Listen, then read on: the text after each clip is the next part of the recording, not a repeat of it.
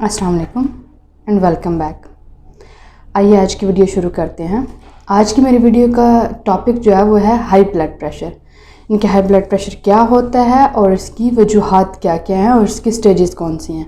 इंशाल्लाह next video में हम कवर करेंगे कि हाई ब्लड प्रेशर को कंट्रोल कैसे किया जाता है और कौन कौन सी मेडिकेशंस यूज़ की जाती हैं। ठीक है, तो चलिए शुरू करते हैं। हाई ब्लड प्रेशर, सबसे पहले तो ब्लड प्रेशर क्या है। ब्लड प्रेशर वो चीज़ है जो वो उस फोर्स को कहते हैं जिस फोर्स से हमारा दिल जो है वो खून की नालियों में धकेलता है। वो जो स्पेसिफिक फोर्स होती है उस फोर्स को ब्लड प्रेशर कहते हैं।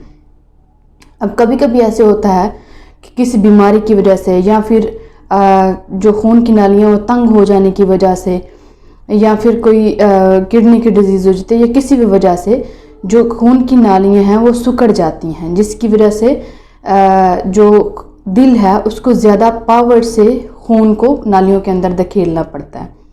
जैसे मोटे लोग होते हैं तो उनको भी यही वजह होती है कि उनकी बॉडी बड़ी होती है और दिल छोटा होता है, तो दिल को बहुत ज़्यादा एफर्ट्स करनी पड़ती हैं खून को नालियों में धकेलने की वजह से, जिसकी वजह से वो जो प्रेशर है खून का वो बढ़ जाता है। यानी कि जो फोर्स है वो ज़्यादा उस दिल को लगानी पड़ती है, तो जिसकी वजह से हाइपरटेंशन होती है, जिसको हम बोलते हैं high blood pressure. Normal procedure क्या है कि दिल जो है वो जिस फोर्स से खून की नालियों में धकेलता है उसको ब्लड प्रेशर बोलते हैं।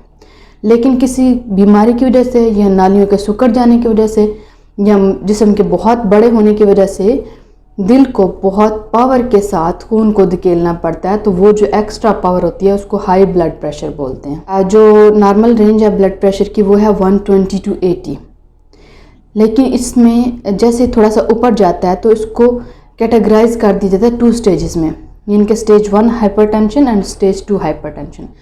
जो है 130 से 139 के दरमियान और 80 से 89 के दरमियान जब ब्लड प्रेशर पहुँचता है तो उसको कहते हैं स्टेज 1 हाइपरटेंशन।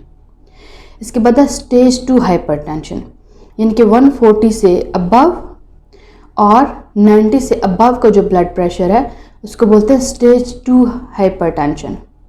इसी तरह एक है हाइपरटेंशन क्राइसिस।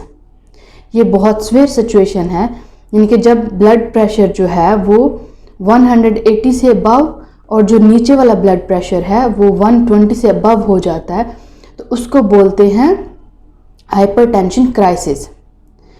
अब आपके जहन में आ रहा होगा कि ऊपर वाला ब्लड प्रेशर और नीचे वाला ब्लड प्रेशर क्या होता है। ऊपर वाले ब्लड प्रेशर जो जब हम लिखते हैं तो हम लिखते हैं 120/80 या 120/80।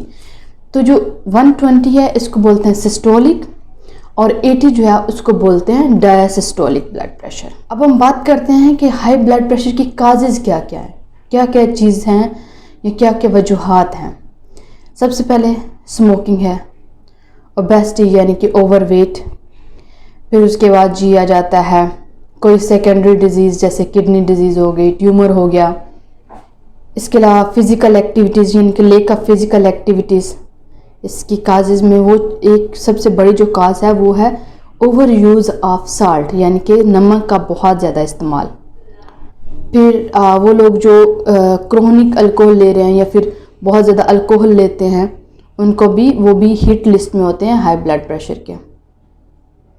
इसके अलावा स्ट्रेस लाइफ या फिर कुछ लोगों में स्ट्रेस मैनेजमेंट नहीं होती है तो उनमें हाई ब्लड प्रेशर बहुत कॉमन होता है। एक और वजह है हाई ब्लड प्रेशर की जो कि बढ़ती हुई उम्र है। फिर इसमें फैमिली हिस्ट्री आ जाती है, जेनेटिक डिजीज़ आ जाती हैं और स्लीप एपनिया है। अच्छा, अगर हम बात करें एसेंशियल हाइपरटेंशन, तो एसेंशियल हाइपरटेंशन के पीछे कोई वजह नहीं होती है।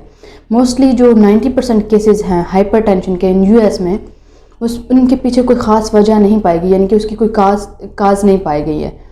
लेकिन जैसा कि मैंने बताया कि ये बहुत सारी काज हैं, कोई भी एक काज की वजह से हाइपरटेंशन हो सकती है। अच्छा, नंबर 2 पे आती है सेकेंडरी हाइपरटेंशन। जैसे कि ये अपने नाम से बहुत क्लियर है कि इसके पीछे कोई और वजह है, यानी कि कोई और बीमारी है, मेन जो बीमारी है, और उसने आगे सेकेंडरी डिजीज़ काज की है जो कि हाइपरटेंशन है। अच्छा, सेकेंडरी हाइपरटेंशन में क्या क्या काजेज़ हो सकती हैं। जैसे मैंने पहले बताया गुर्दों की डिजीज़ हो सकती है ओबेसिटी हो सकती है, ओबेसिटी के साथ यानी कि हाइपरटेंशन होती है। इसी तरह गुर्दों की डिजीज़ के साथ हाइपरटेंशन होती है। नंबर ऑफ़ ट्यूमर्स हैं जो हाइपरटेंशन काज करते हैं।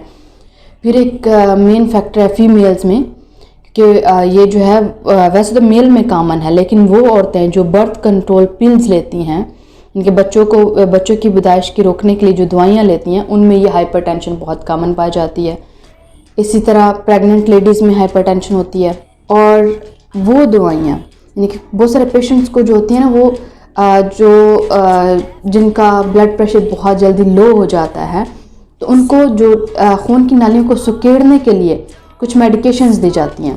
तो इन मेडिकेशंस के ओवर यूज़ की वजह से या रिएक्शन के तौर पे भी हाई ब्लड प्रेशर हो जाता है, क्योंकि ये मेडिकेशन आपकी नालियों को बहुत ज़्यादा सुकेड़ देती हैं, जिसकी वजह से हार्ट को बहुत फोर्स लगानी पड़ती है ब्लड को नालियों के अंदर पंप करने के लिए। तो ये था हमारा आज का टॉपिक। आज के टॉपिक में हमने डिस्कस किया कि हाई ब्लड प्रेशर है क्या, इसकी काजेज़ कौन कौन सी हैं, स्टेजेस कौन सी हैं, और एसेंशियल हाइपरटेंशन और सेकेंडरी हाइपरटेंशन में क्या फ़र्क है।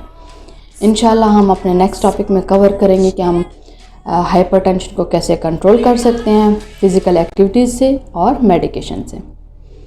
अगर आपको मेरी वीडियो पसंद आए तो इसको शेयर कीजिए, लाइक कीजिए और इसी तरह मुझे सपोर्ट करते रहिए। Thank you so much.